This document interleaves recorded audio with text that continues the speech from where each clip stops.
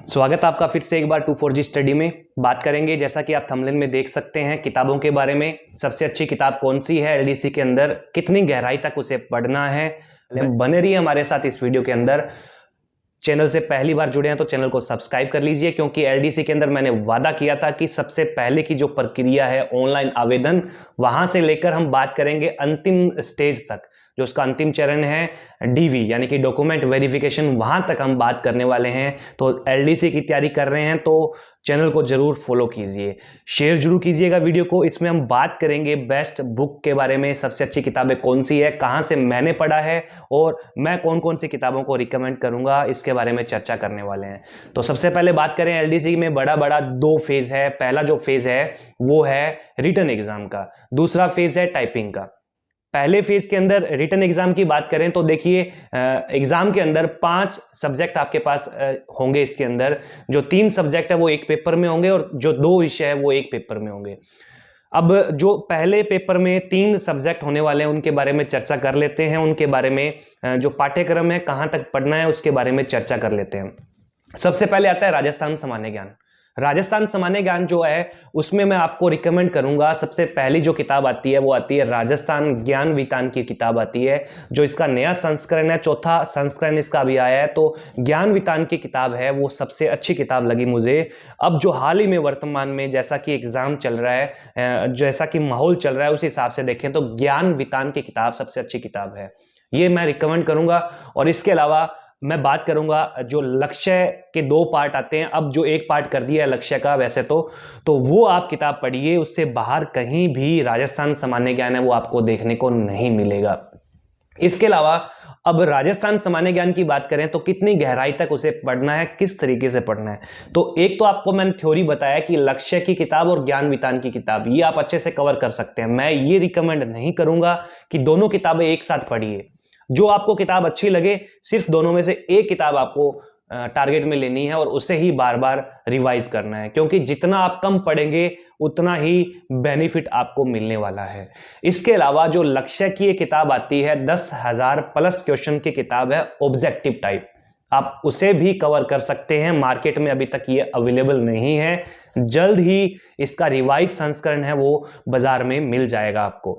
तो ये किताबें थी राजस्थान सामान्य ज्ञान की। इसके बाद में बात करते हैं दोस्तों, राजस्थान सामान्य ज्ञान के बाद में इसके साथ आता है साइंस, विज्ञान कैसे रखा है। जो विज्ञान के टॉपिक है, विज्ञान के जो बिंदु है, आप उनके सिलेबस जो है आप उनको कवर कर सकते हैं। आप देख सकते हैं कि ऐसे नाम, ऐसे जो अध्याय दिए गए हैं जो सिमिलर रखते हैं, जो सेम टू सेम आपको 10वीं क्लास की और 9वीं क्लास की किताब में मिल जाएंगे।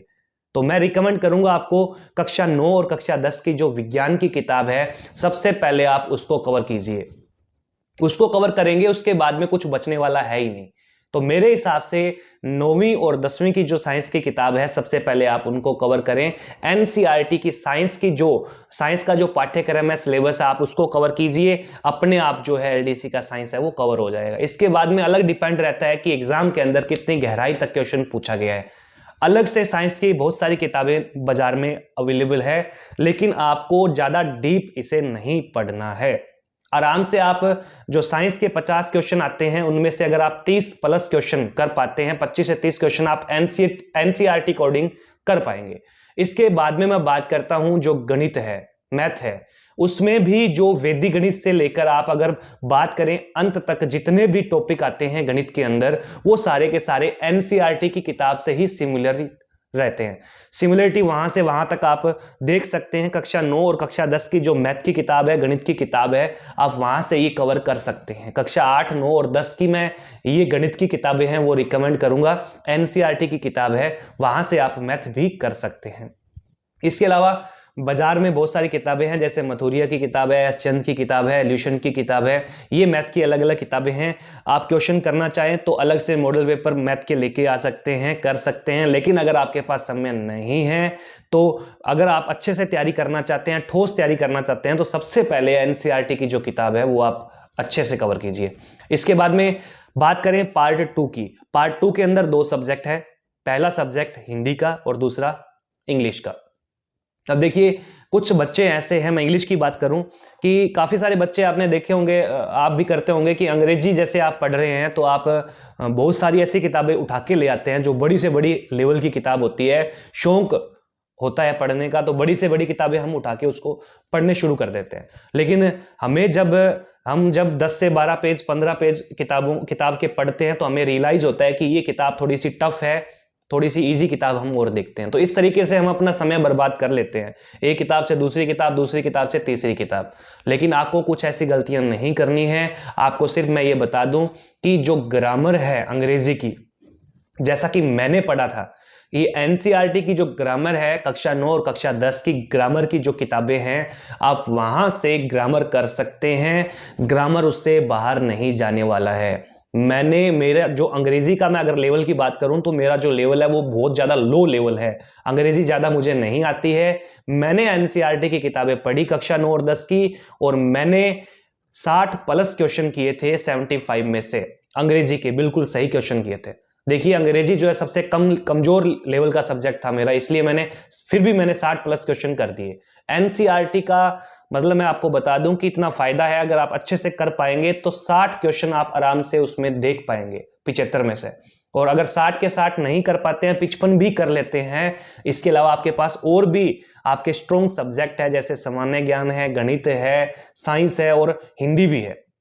अब मैं हिंदी की बात करूं तो उसके लिए एक किताब बेस्ट बताऊंगा, राघव प्रकाश। राघव प्रकाश के अलावा कोई भी किताब आपको पढ़ने की जरूरत नहीं है। जो शब्द विचार है, वर्ण विचार है, वहां से लेकर जो पत्थर लेखन की प्रक्रिया है, पत्थर लेखन का जो टॉपिक है हिंदी के अंदर, 75 के 75 क्वेश्चन मैं रिकमेंड करूंगा। राघव प्रकाश की जो बुक आती है वहां से आपको ये क्वेश्चन मिलने वाले हैं। एक भी क्वेश्चन बाहर नहीं जाएगा, चाहे वो अंग्रेजी हिंदी शब्दावली क्यों न हो। जो कार्यालय शब्दावली का जो टॉपिक होता है वो भी उसी के अंदर दिया गया है, उससे बाहर एक भी प्रश्न नहीं जाने वाला है। ये आप नोट कर लीजिएगा। राघव प्रकाश की किताब है, इसके अलावा कोई भी किताब मैं रिकमेंड नहीं करूंगा, इससे बाहर कुछ भी नहीं जाने वाला है। तो ये मैंने आपको कुल मिला के एलडीसी के अंदर 5 विषय बताए हैं और पांचों के अलग अलग किताबें आपको अच्छे से बताई है। आप इन्हें लेकर आइए, रिकमेंड कर दिया मैंने आपको, और अच्छे से कवर कीजिए। मैंने यहां से ही ये सारा का सारा एलडीसी का जो पाठ्यक्रम है, सिलेबस है, वो मैंने कवर किया था। किताबें आपको बता दी है, आप तैयारी कीजिए शुरू। अगली वीडियो में फिर मिलेंगे एक नई वीडियो के साथ।